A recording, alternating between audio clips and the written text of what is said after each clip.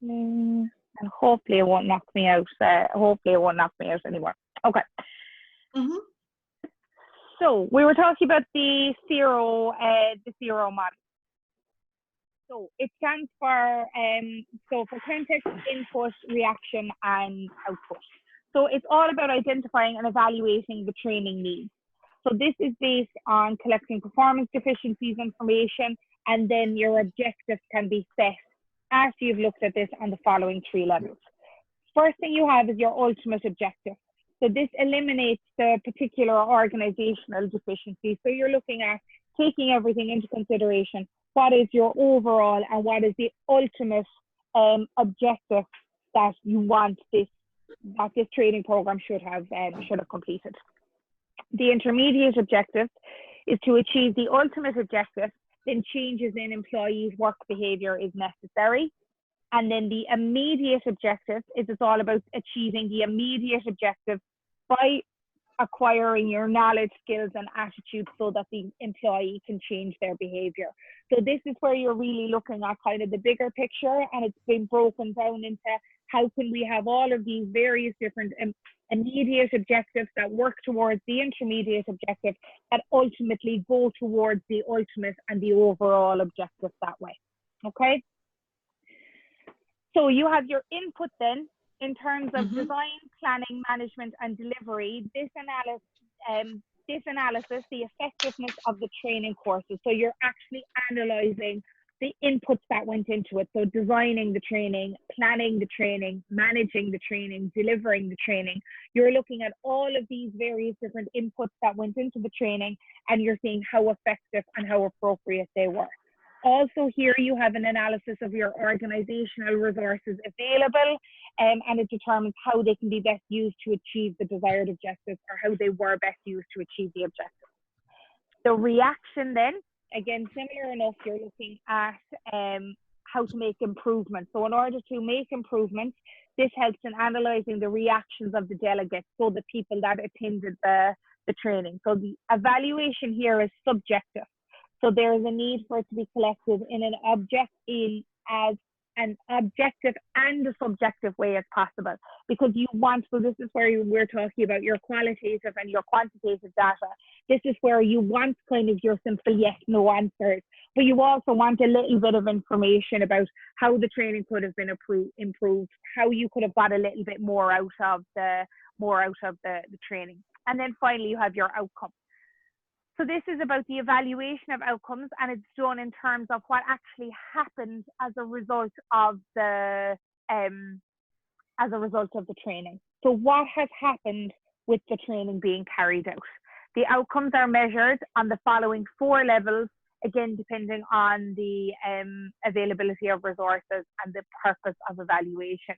So you're looking at the outcomes across all the various different levels as well, the outcomes with regards to the input, the outcomes with regards to the reaction, and the outputs with regards to the content as well. Okay, so it's a kind of, it's more focused on, as we said, things like the management level of training, the leadership development, management development, those kind of trainings, rather than just your straightforward kind of training sessions that way. Okay, you then have move on to Hamlin and the 5 levels of evaluation here. So according to Hamlin, evaluation is any attempt to obtain information or feedback on the effects of a training program and to assess the value of the training in light of that information. Okay, so there's a definition with regards to evaluation. So to Hamlin, evaluation includes both evaluation and validation. So how valid that information is with regards to the training. So first off, you have your level 1, the reactionary level. This again, as I said to you, is similar to Kirkpatrick. So a lot of these, by the time we get to Kirkpatrick, you'll have covered an awful lot of the levels there. So this is where you are determining the learner's reaction to the course. Very similar to Kirkpatrick's model, where the trainers ask questions about the learner's reaction to the course immediately following it. So how was the pace of the program? Did you have enough materials and resources? Was the trainer approachable? Do you feel that you're going to get value out of the training program? All of those kind of reactionary questions. Level 2 then again, as I said, is very similar to Kirkpatrick's model, where the trainer assesses the learning of the student. And here it's suggesting that you're determining what the learners have learned in relation to your knowledge, skills, and attitudes through the course. And that can be done through the various different assessment methods and assessment pieces that we would have spoken about earlier. So you have your informal questions, your exam, your skills demonstration, your learner log, everything like those. At level 3 then, for the 5 levels here, you have your job behavior. And this is evaluating any change in job performance as a result of the learning in the course. Again, this is similar, if not identical, to Kirkpatrick's model, where the trainer assesses the changes in the job performance of the students after the training. But as I discussed with you already, sometimes that's not always possible, because if you're an external trainer being brought in, you won't have that opportunity to kind of observe people within the training environment, within the work environment after the training. Level 4 then is you have functioning. So this is determining the effect of the course on the organization as a whole, such as we've spoken about your cost benefit analysis. Again, similar to Kirkpatrick's model. However, Hamlin separates this into department or levels of organization, and then further into the entire company or organization as described below. So he said that you're looking at the results, you're looking at the overall, shall we say, investment into it, how the organization is performing as a result of the training. And he's saying, Hamlin suggests that this should be done kind of on departmental level, again, a little bit like your training needs analysis, be done on departmental level, various different levels of the organization. And then you're looking at the overall or the ultimate value, which leads us into level 5. So this is where we're evaluating how the event has affected the ultimate profitability and or survival of the organization. So how this training event has value to the organization, how it's improved profitability, and this overall company-wide level is not included in the Kirkpatrick model. And I suppose it would be one of the critiques of the Kirkpatrick model, is that it doesn't look at the ultimate value at the other side of it. Okay, everyone okay with that? Yeah. Any questions? No. No. Are you getting the whole concept of evaluation? Like there's no one kind of lost or anything, is there? No. Oh, okay, good. I was like, please tell me the silence is good there. That's perfect. Okay. Everybody's on mute.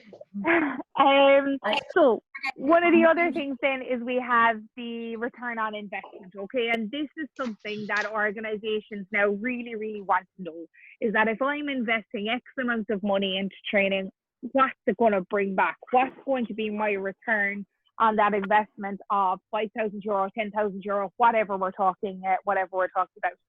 And it's one of the most frequently quoted aspects of Philip's model is the addition of a 5th level of evaluation to Kirkpatrick's learning evaluation model, which is a return on investment. So Philip just says, use all the 4 levels of Kirkpatrick. He doesn't even try and change them. So, he's saying, that's absolutely fine, but we're tagging on the return on investment at the end of it. So Philip's model states that after determining a learning program's business impact at Kirkpatrick level 4, you can translate that impact into monetary terms and compare it to the total cost of the program to calculate your return on investment. So whereas you would have been doing your cost benefit analysis previously, and you would have been looking at the projected savings that it might make or the projected improvements in profitability, this gives an organization the opportunity to actually turn around and measure quantifiable and actual figures rather than projecting or looking at something that could happen as a result of it. So you're then very much able to compare like with like, maybe 6 months after the training program has happened or 12 months after the training program has happened. You're able to say, well, by doing this, we increased our profitability, and it can be attributed to the training side of things. So these costs as you know, include things like your program development and delivery, the labour cost of time for learners to complete the training. So anything that can be associated with the cost of the training will be captured in here, and then seeing what the return on the investment is. Okay, so again, it's very straightforward. It's the 4 levels of Kirkpatrick, and you're just throwing the return on investment model on top of it. You then have the SIP model. Okay, so again, you have your context, inputs, processes, and products.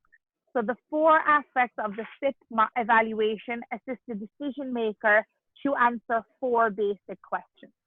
So the first one is, what should we do? This involves collecting and analysing needs assessment data to determine goals, priorities, and objectives. So for example, a context evaluation of a literacy programme might involve an analysis of the existing objectives of the literacy programme, literacy achievement test scores, staff concerns, literary policies, plans, and community concerns, perceptions, or attitudes and needs.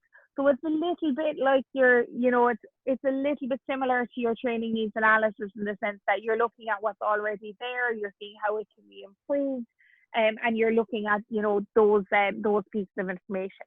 The second one then you're looking at is, how should we do it? So this involves the steps and resources needed to meet the new goals and objectives, and it might include identifying successful external programs and materials, as well as gathering your information. So you might have to deliver the program in-house. You may be able to go externally first. The fourth question here you're looking at, are we doing it as planned? So again, this provides decision makers with information about how well the program is being implemented, and by continuously monitoring the program, key decision makers learn such things as how well it is following the plans and guidelines, conflicts, any conflicts arising, staff support and morale, strengths and weaknesses of the materials, and then you have your delivery and budgeting problems as well. And then finally, you get to the real, shall we say, evaluation piece. So this is where you're actually doing your evaluation as you're going on through it. So as we said, it's not just when you get to the end of a program that you evaluate. This is where you're evaluating throughout. And then it's only at the last question do you get to the, shall we say, the product piece. And did the program work? So by measuring the actual outcomes and comparing them to the anticipated outcomes. So maybe like taking the literacy example that you want to, improve literacy within the group by, 80%. Then you're saying this is what we wanted and this is what we actually achieved. Decision makers here then are better able to decide if the program should be continued, modified, or dropped altogether. So you're saying, did it work? Did it not work? Should we do it again? Should we not do it again? Do we need to scrap it completely? And this is kind of the level of evaluation, level of evaluation there. Okay. The SIP model, again, a bit like the CRO, is unique as an evaluation guide as it allows evaluators to evaluate the program at different stages. So that's why it's a little bit different to the likes of the Hamlin, the Kirkpatrick, and the Phillips return on investment, because you're evaluating as you're going through it. You're not waiting until the end. And I suppose that's a positive of the SIP model, is that you're not waiting until the end to decide if it's going to work or has it been successful. There'd be key indicators along the way that you'd be able to identify, yes, this is working, or no, it's not working. So you're evaluating before the program commences by helping evaluators to assess the need, and at the end of the program to assess whether or not the program had an effect.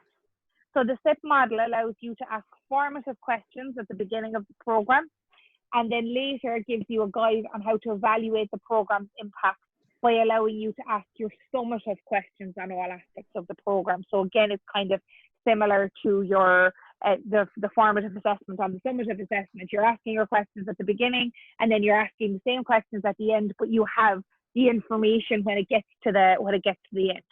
So the context, what you're looking at here is what needs to be done, and that's what you're looking at the beginning, versus were important needs addressed, and that's the question you're asking yourself at the end. From the input, you're looking at how should it be done, and then at the end, was a defensible design employed? And what it means by defensible is, can you stand over the design of the training that way? Was it designed appropriately? Was it designed the way it should have been designed? Your process then is it being done versus was the design well executed? So at the beginning, you're saying, yeah, is it being done? And then when you get out the other side, you're saying, okay, was it done properly? Was it executed in the best way that it could be? And then finally, for your product, is it succeeding? And that's as you're going through it. So is this working? Do we feel we're making ground in relation to this? Versus at the end, did the effort succeed? So now we know we've got to the end. So did that effort succeed overall? So you have the opportunity as you're going through, you have your formative questions at the beginning and your summative questions at the end. And then you can have a little bit of a compare and a contrast. But as you said, with the SIP model, you're evaluating throughout the program and you're evaluating, the whole way through to say, this is how we're doing it. Is it being done? Was it, did we use the proper design? If not, why not? What can we do in order to, to do it better? But it's more continuous process rather than just happening at the end of a program where you potentially have with the likes of Kirkpatrick, and they're saying that that's at the end of the training event. So, sorry, I went the wrong way. Then we move on to Kirkpatrick, who you're nearly sick of me talking about at the moment, and we still haven't gone through all the levels on it. So first off, on level 1, you have your Kirkpatrick and the reactionary level, and this is where you're looking at things like an awful lot of trainers previously would have called the evaluation sheets, would have called them happy sheets, or that kind of thing. Their evaluation sheets, or some trainers now as well, they call them reaction sheets, so they actually link into the level 1. So what you're looking at here is, you're looking at, did they enjoy the training? What aspects of the training did they enjoy? You're also looking at their reaction with regards to the room, the setup, the layout, everything like that you're looking, that you're looking to get that information in relation to. Level 2, then you have your learning. So this is where you're looking at things like, did they pass the assessment? If it wasn't maybe a formal assessment, did they know the questions at the end? And we know from doing assessment earlier on, even if you're not doing a formal assessment, you need to have some level of informal assessment going on, where you're asking questions or you're harnessing the information that you can actually find out that the transference of learning has happened. Just in order to see that that people learned something from attending the training program. Within level 3, then you have your behavior. So do they work better? One of the things that I would always use as an example for this, and it's a very simple example, we've all experienced it, we've all been through it, is your manual handling. Really what should be happening, what I always believe should be happening after manual handling training is 2 or 3 weeks afterwards, and again another 4 or 5 weeks after that, the trainer should be going in and they should be actually observing and seeing, okay, so-and-so bent down to pick something up. Did they do it correctly? Did they do it incorrectly? And that's how you're seeing, did their behavior change as a result of it? Did they transfer that back to the organization? And it's only through continual reinforcement back in the work environment that these changes will actually be made happen, rather than going to do the training, ticking the box, and then you're going back and you're doing stuff the exact same way. Because our behavior nearly comes a little bit like a habit, and it's only through continuously doing it and reinforcing it that we improve it, and that behavioral change can occur. And also that it's not just one individual doing it, that it's the entire department or it's the entire team, and everyone has a focus in on it that way, rather than just one person trying to swim against the tide that way. And then finally you have your level 4, and this is where they're talking about results, but Kirkpatrick doesn't break it down in the same way that Hamlin suggested that we should, in the sense that he's talking about just the overall business matrix improve. He's not looking at department or team and then going to the overall organizational level.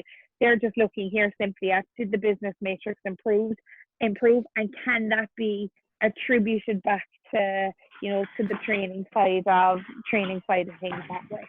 Okay, so they're the 4 levels of Kirkpatrick. There's a bit of an image there as well that you'll be able to see with regards to the Kirkpatrick level. So here you can see there's an image on that as to what did the learners feel about the learning experience.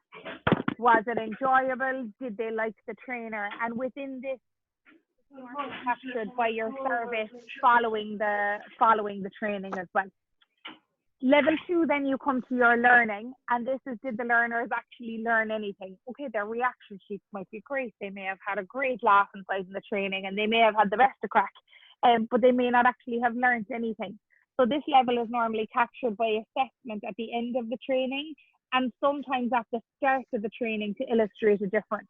I've heard sometimes of one of my students previously on the training and development course a couple of years ago was saying that he was working in the automotive industry, and he said that they used to have to go and do training, but they used to be given a test at the beginning, and if they got above, I think it was 80%, if they got above 80% before the training, they didn't have to do the training because it was seen that that they were at the level that was required to be there. So sometimes people will do a test at the beginning of a training session and another one then at the end to show that the learning has actually happened with within it. With a lot of e-learning content, level 2 sometimes is the only level that's measured, because if people are e-learning and if they're going through stuff themselves, like obviously yourselves here, we're utilizing an element of it. However, there's still the human element of it involved as well. Whereas if people are just, reading over material themselves, are going through, they're only ever going to look at the learning. They're not going to get the reaction. They're not going to get the evaluation sheets or anything like that. Part 3 then is all about behavior. So as we said, did the learners actually do anything different as a result of the training? So for example, if training was designed to encourage salespeople to discuss customers' problem before proposing solutions, are the salespeople who completed the training following through? So rather than just going in with the answer and solving the problem, the training here was to really drill down into the problems and see what the issue was. And then maybe as a result of an observation at the end of this, you can see, is this actually happening, or have they reverted just straight back to what was being done previously? One of the things that I would maybe, even from a cultural and a humanistic side of things, would be the evolution of the disposable cup. So up until really a couple of months ago, like in certain instances, people would have always had their own reusable cups that they would have brought. But really over the last number of years, certainly 24 to 18 months, the whole idea of people having their own reusable cup rather than using the disposable cup gathered traction. And now you have situations where people won't use paper cups. So it's all about reiterating that message constantly, and that behavior that changes over time. It doesn't change overnight, but it's by reiterating that message that those ideas change. So it's the same with the behavior inside an organization. If it was seen from that level that the salespeople weren't discussing the problem, someone should be saying to them, why aren't you discussing the problem? Why aren't you going into detail on that, rather than just leaving it fly over your head? Level 4 then is about your results. And this is where you're looking at what was the effect of the training on the business of a whole. So for example, has there been an increase in sales? Going back to our example of the salespeople, and so back to the example of level 3, if the salespeople are discussing the customer's problems before proposing a solution, there may be an opportunity there to sell an additional product or to upsell, or maybe to give them a better solution altogether. So sales may have increased as a result of that. So it can really only be measured by looking at business data relating to the training. Typically, this data is captured by the business, but it's often not compared to the training data. Furthermore, learning and development departments may not have access to it as well, because they might be given the access to the increase in sales or anything like that. Where data is captured, the challenge at this level is demonstrating the impact of the learning experience amongst various other factors that can affect the matrix. So sometimes, excuse me, when we talk about return on investment and saying that we increase sales as a result of the training. Sometimes it's very hard, and as you know, and as we've spoken about over the last number of weeks with regards to training, it's the first budget to be pulled in in any type of downturn or anything like that. It's the first budget that will be pulled, but it's also the last thing that will ever be given credit for an increase in sales. They will say things like, oh, demand went up, or we had an advertising campaign, or they'll find other ways to attribute to the increase rather than laying the I won't say the blame, rather than saying that it was the effect of the training that had, and that's why there was the increase. So that's why it's very important to have access to the data, and even taking all those factors into consideration, you're still saying, well, yes, we may have had an increase in sales. It may have been due to the advertising campaign. However, having taken all that into consideration, we can still demonstrate that there is a significant increase in sales as a result of the training. So again, it's about justifying the existence of training from that perspective. Okay.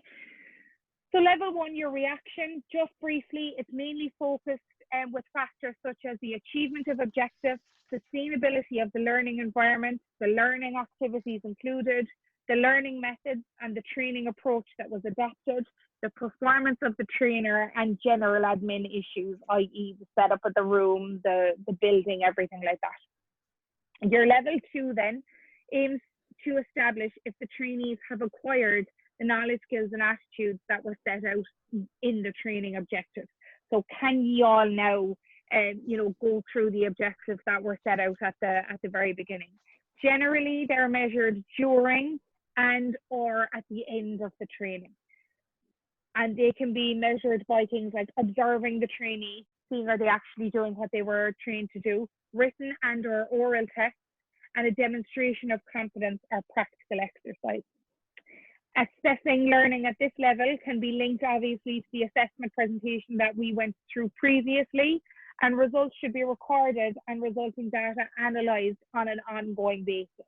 Let's say, for example, if the training centre were analysing my results and they see that I've had quite good results over the last number of years, a lot of distinctions, a lot of this, that and the other, and then we get maybe a course couple of months down the line, or maybe 12 months time, 24 months time, whatever the case may be, and suddenly my results drop drastically. They'd be looking at that and they'd be saying, okay, what's after happening? Is it the fact that the training's not being delivered appropriately? So it would cause a trigger for a discussion. So it should be reviewed on an ongoing basis as well. And it gives an indication of the training effectiveness, and it also may prompt reviews of the training program or of the training session as well. Is there different expectations?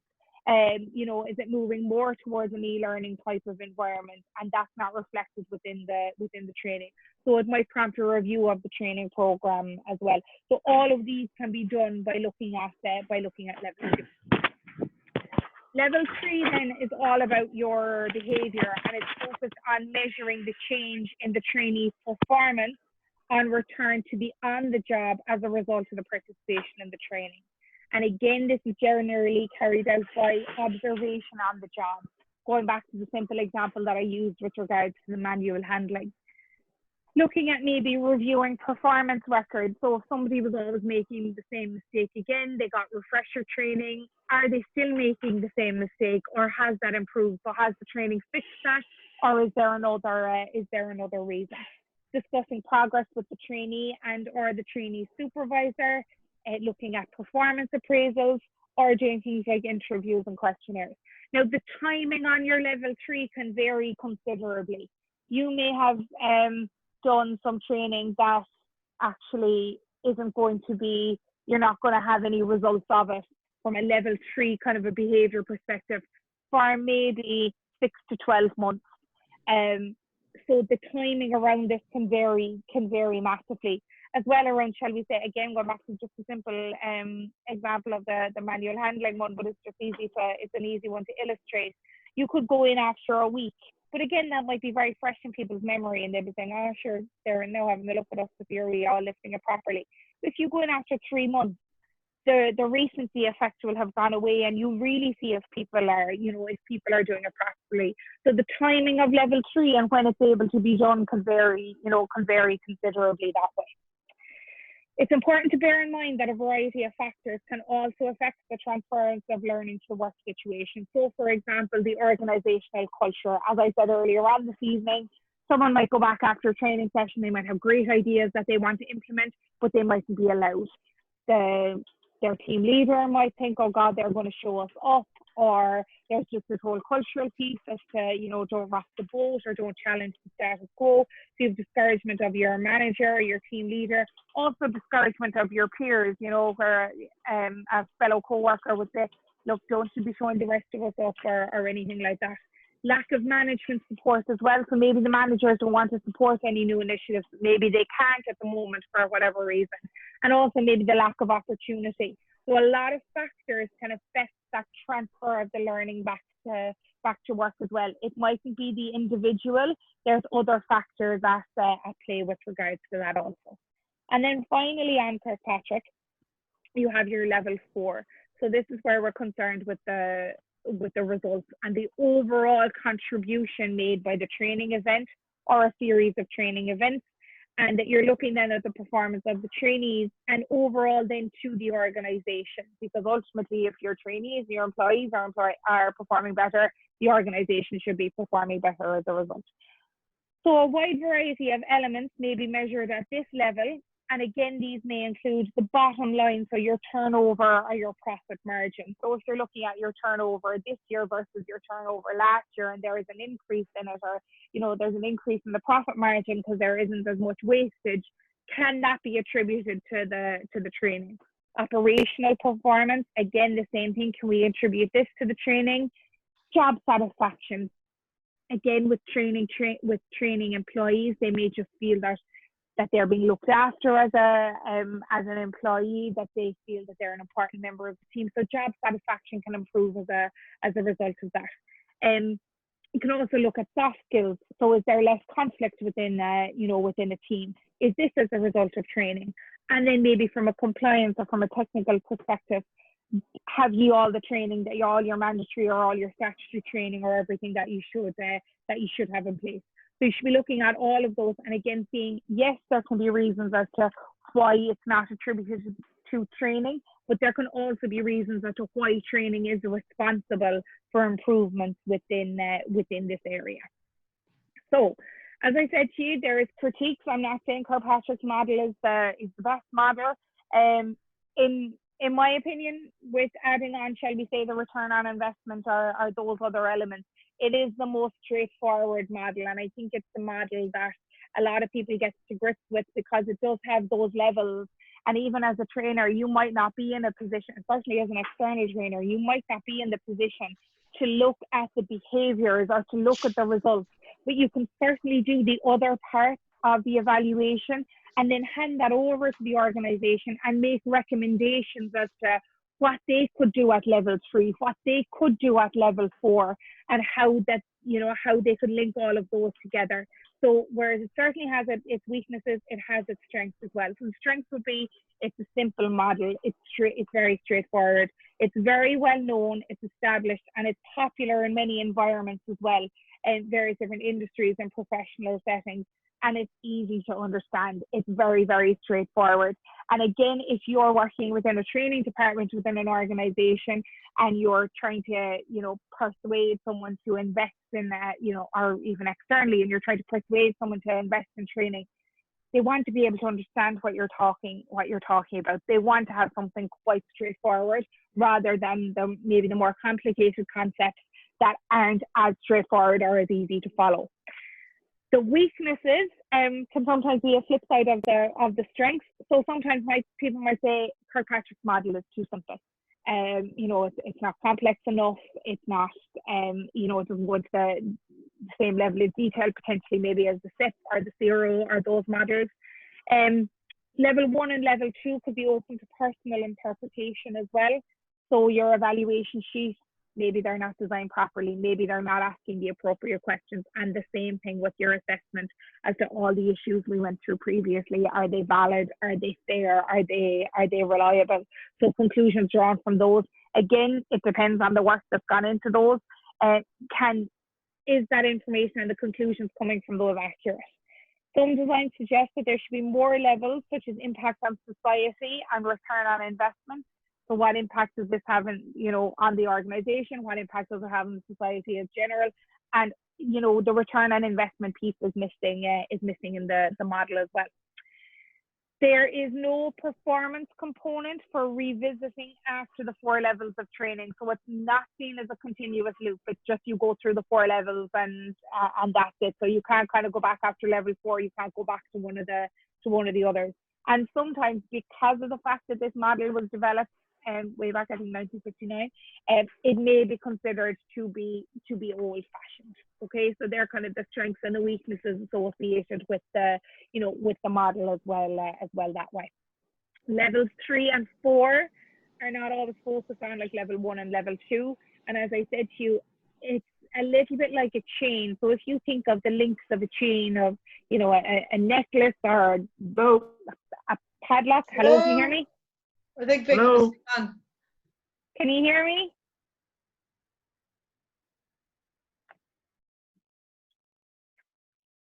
Guys, can you hear me?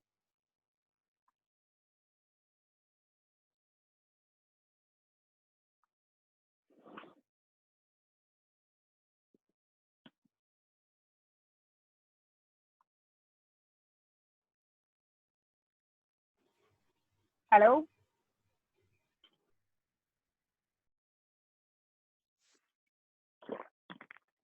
Sorry, guys, the internet is really just doing one over on me this evening. Apologies.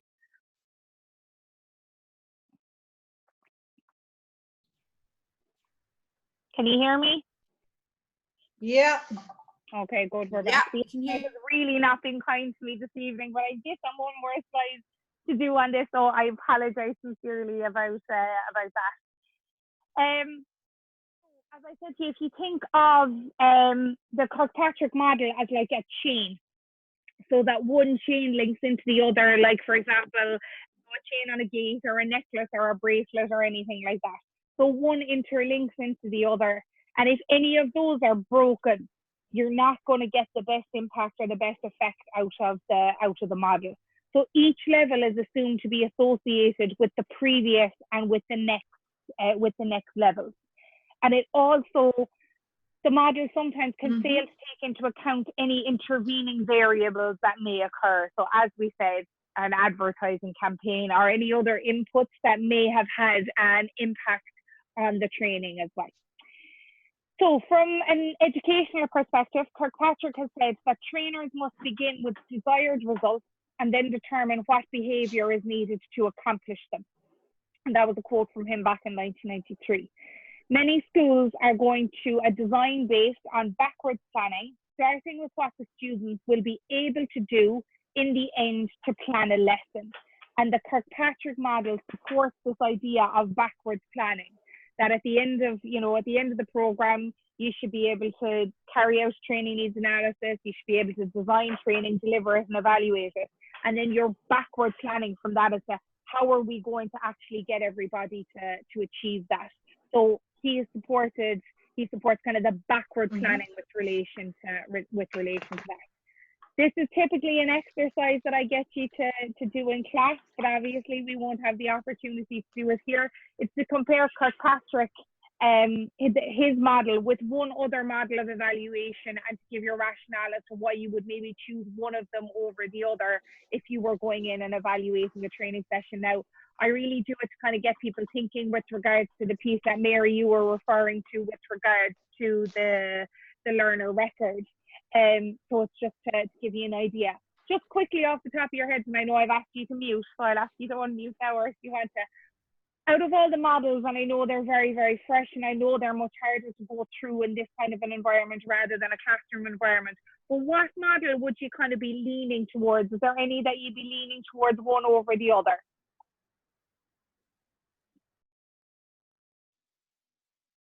I quite like Kirkpatrick's, to be honest. Okay. What's Yeah, the reason Kirkpatrick. It's most straightforward. Yeah, it's very straightforward. whereas the other ones Yeah. are just that little bit I more was as well. and guys, like, there's no one, as I said, one isn't better than the other, and a lot of people, a lot of very, you know, good training professionals, Kirkpatrick is still the one that they refer back to. So don't think by picking the kind of more straightforward model that there's anything wrong with it. There certainly isn't. Like, it's the one that I would go to as well in anything. And then if an organization required, shall we say, that return on investment, I'd look at kind of, you know, adding that piece on then, but I would kind of frame it around the Kirkpatrick piece that way. Any questions for me? No? Okay. So you have the additional chapter and the additional pages in relation to both of the areas that we would have gone through this evening. So you have those as well to kind of go over and to refer to. So what I'm going to do now is I'm going to talk you through the project brief. So I'm going to go through that one with you once I pull it up. And I'll share that one with you.